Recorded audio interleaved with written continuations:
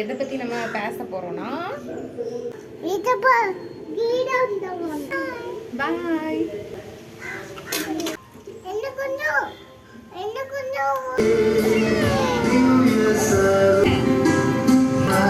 Hey all, this is Nithya. Welcome back to Bible with Nithya's lifestyle. இன்றைக்கி husband வந்து கொஞ்சம் நிறைய திங்ஸ் மந்த்லி நம்ம வாங்குவோம்ல, நமக்கு தேவையான திங்ஸ் அதெல்லாம் வாங்கிட்டு வந்திருந்தாங்க. ஸோ அதெல்லாம் செப்ரேட் பண்ணி வச்சுட்டு கரெக்டாக இருக்கா, எல்லாமே தந்திருக்காங்களா, பில் பண்ணியிருக்காங்களா, அதெல்லாமே நம்ம செக் பண்ணிவிட்டு நெக்ஸ்ட்டு எல்லாத்தையுமே கண்டெய்னரில் போட்டு வச்சுட்டு அடுத்தடுத்த வேலைக்கு நம்ம போகிறதுக்கு ஆயத்தமாயாச்சு. ஸோ இன்றைக்கி நான் உங்கள் கூட எந்த ஒரு கண்டென்ட் டாபிக் ஷேர் பண்ணணுன்னா 2 பேதுரு 1ஆம் அதிகாரம் 5, 6, 7 வசனங்களை நம்ம வந்து டீட்டெயிலாக இதில் பார்க்கலாம் அப்படிங்கிறது தான். ஸோ இது என்னென்னு பார்க்குறீங்கன்னா, இது ஃபோட்டோ ஃப்ரேம். அவனோட பர்த்டேக்கு எடுத்த ஃபோட்டோஸு ஆல்பம்ஸ் எல்லாமே இப்போ தான் வந்து. நம்ம டாபிக்குள்ளே போகலாம். ஃபஸ்ட்டு வந்து என்ன சொல்லியிருக்காங்கன்னா, பேதுரு தாத்தா அதில் நீங்கள் வந்து விசுவாசம் உள்ளவர்களாக இருங்கள், ஆனால் விசுவாசத்தோடே தைரியம் உள்ளவர்களாக இருங்கள் அப்படின்னு. நிறைய பேர் வந்து கிறிஸ்டின்ஸை அக்செப்ட் பண்ணுறாங்க, ஏசப்பாவை அக்செப்ட் பண்ணுறாங்க, இவர் தான் உண்மையான காடுன்னு அக்செப்ட் பண்ணுறாங்க. ஆனால் அடுத்தவங்க முன்னாடி சொல்கிறதுக்கு ஒரு வெட்கம், ஒரு கூச்சம், ஒரு பயம். ஸோ நிறைய விதத்தில் ஏசப்பாவை சொல்லாமல் அறிக்கையிடாமல் இருக்காங்க. ஸோ அதனால தான் இங்கே பேதுரு தாத்தா என்ன சொன்னாங்கன்னா, நான் செய்த தப்பை நீங்கள் செய்யாதீங்க, தைரியம் வேணும், ஏசப்பாவை வந்து நம்ம என்ன பண்ணணும், அறிக்கையிடணும். ஸோ அந்த தைரியத்தை நீங்கள் ஏசப்பாட்ட கேளுங்க அப்படின்னு சொல்கிறாங்க. நெக்ஸ்ட்டு என்னதுன்னா, தைரியம் மட்டும் இருந்தால் போதாது, ஞானம் உள்ளவர்களாகவும் இருக்கணும். எந்த இடத்துல நம்ம எதை பேசணும் அப்படிங்கிறது வந்து கண்டிப்பாக நமக்கு ஞானம் இருந்தால் தான் இதை நம்ம எல்லா விஷயங்களையும் பண்ண முடியும். ஞானத்துக்கு ஆதாரமாக நம்ம சாலமன் ராஜாவை எடுத்துக்கலாம். அவர் வந்து அந்த சின்ன வயசுலேயே ஒரு சின்ன நீதியை ஞானமாக அவர் நியாய தீர்ப்பு கொடுத்ததுனால தான் ஞானத்தில் பெரியவர் அப்படின்னு புகழப்பட்டாங்க. ஸோ ஞானம் முக்கியம். இந்த ஞானத்தோடே இச்சை அடக்கம் உள்ளவர்களாயும் இருங்கள் அப்படின்னு சொல்லியிருக்கு. ஸோ ஞானம் மட்டும் நமக்கு எல்லாத்தையும் தந்துடாது. இச்சை அடக்கம், ஆசைகளை அடக்க தெரிகிற பிள்ளைகளாக நாம் இருக்கணும். இச்சை அடக்கத்தோடே இன்னொன்று சொல்லியிருக்காங்கன்னா, பொறுமையாக இருங்க.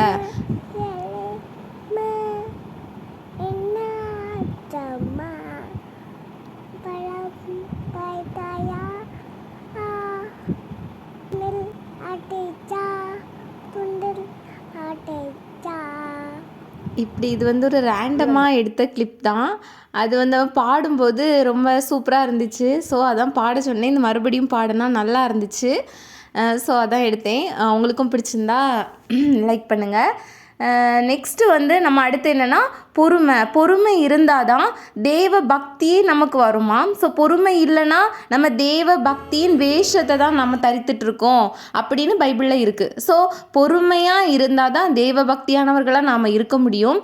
இந்த தேவ பக்தி இருந்தால் தான் நம்ம சகோதர ஸ்நேகத்தில் நிலைத்திருப்போம். ஸோ சகோதர ஸ்நேகத்தில் நிலைத்திருக்கணும்னா என்ன வேணும்னா, அன்பு வேணும். எப்படி சகோதர ஸ்நேகத்தோடு இருங்கள், இந்த சகோதர ஸ்நேகத்தோடே அன்பாயும் இருங்கள் அப்படின்னு சொல்லியிருக்கு. ஸோ இந்த 8 காரியங்களை நம்ம பார்க்கும்போது ஒன்றுக்கு ஒன்று இணையாக இருக்குங்க. அந்த சகோதர ஸ்நேகம் இருந்தால் அன்பு வேணும். சும்மா சகோதர ஸ்நேகத்தை நம்ம என்ன பண்ண முடியாது, காட்ட முடியாது அப்படின்னு சொல்கிறாங்க. ஸோ நான் சகோதர ஸ்நேகத்தோடு தான் இருக்கேன், நம்ம தேவ பக்தியாக ஆலயத்துக்கு போகிறேன் அப்படிங்கிறவங்களுக்கு ஒரு சின்ன ரெக்வெஸ்ட்டு. நீங்கள் தேவ பக்தியாக இருக்கீங்கன்னா உங்கள் அன்பை பக்கத்தில் இருக்கிற சகோதரர்கள்கிட்ட என்ன பண்ணணும், காமிக்கணும், சிரித்து பேசணும். ஒரு நாள் வந்து அவங்க வந்திருக்காங்க, அடுத்த நாள் அவங்க வரல, ஏன் அவங்க வரல, என்ன ஆச்சு, அவங்களுக்கு ஏதாவது பிரச்சனையா, ப்ராப்ளமா அப்படிங்கிறத நம்ம வந்து என்ன பண்ணணும்னா அவங்கக்கிட்ட நம்ம கேட்கணும். ஸோ இதனால தான் சகோதர ஸ்நேகம் வந்து அங்கே பாராட்டப்படுது. நெக்ஸ்ட் என்னென்னா, சும்மா வெறுமனே ஏதோ கேட்டோம் அப்படின்னு இருக்கக்கூடாது.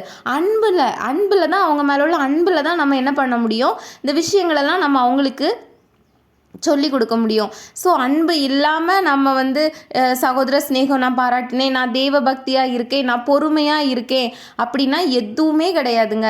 ஸோ இந்த அன்பு தான் எல்லாவற்றையும் தாங்கும், சகலத்தையும் நம்பும், எல்லாருக்கும் எல்லாவுமா இருக்கிறது அன்பு தான். ஸோ இந்த அன்பை வந்து லாஸ்ட்டு சொல்லியிருக்காங்க, ஆனால் நம்ம முதல்ல இருந்து இவ்வளோத்தையும் கடைப்பிடிக்கிறோன்னா இந்த லாஸ்ட்டு சொன்ன இந்த அன்பு வந்து நமக்கு பெரிதாக இருந்துச்சுன்னா எல்லா விஷயங்களையும் இந்த சொன்ன 8 காரியங்களையும் நம்ம என்ன பண்ணலாம்னா கடைப்பிடிக்கலாம்.